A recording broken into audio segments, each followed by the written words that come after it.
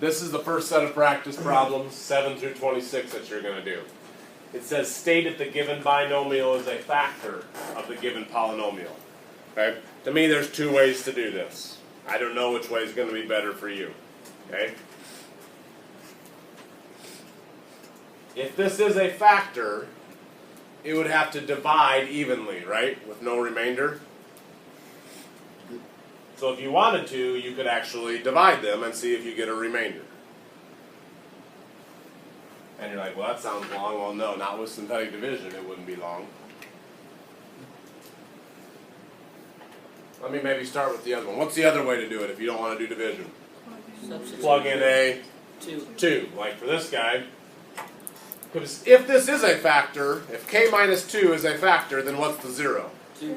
Positive 2. So I can plug in a 2, plug in a 2, plug in a 2, see if I get 0. If I get 0, then yes, it is a factor. If I don't get 0, then no, it is not a factor. Yes, no? Yeah. Will a lot of you do it that way? Yeah. Okay? So, totally fine. That's pretty simple to do, all of these, all right? How to determine if it's a factor or not a factor. If you feel like it doesn't take 8 problems for you to get good at this, that's fine. At least do a few, though. It's amazing how many of you can get the wrong answer when you plug in, especially when you plug in negative numbers. Okay? I'd be very interested to see what different values we get when you guys go to plug in -8 in all those places, all those for the variables. That's typically where errors occur because nobody wants to take the time to write it out, use parentheses, things like that. Okay? So I do think it's worth practicing. Okay? Especially the ones that have negative numbers where you'll be plugging them in. Okay? So you can plug in the numbers to see if it's a 0 or not, or you could just do synthetic division. Like for instance, I'll do number 9 with synthetic division. If this is a factor, what's the 0? -8. -8. So I'm going to put that in the box. And then 1, 9, 14, 50, 9. Right? Coefficients. Draw my line. 1. 1 times -8 is -8. Add them together. 1 times -8 is -8. Add them together. 6 times -8 is -48. Add them together. 2 times -8 is -16. Add them together, I get -7. See how this last number was not a 0? Yeah. So that means that number is my remainder. If my remainder is a number that is not 0, then obviously this is not a factor. That makes 0. What's that? So then, Well, it just said, tell me if this is a factor, yes or no. Tell me if n plus 8 is a factor of this polynomial.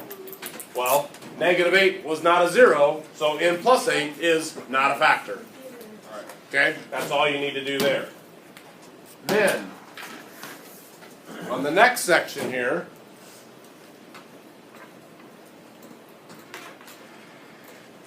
here's where you do have to do some of that synthetic division. Okay?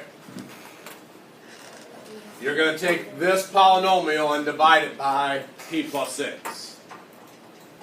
You're going to take this polynomial and divide it by p plus 6.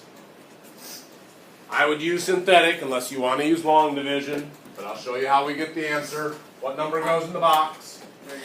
-6. And then 1, 5, -11, -25, 29. Drop the 1.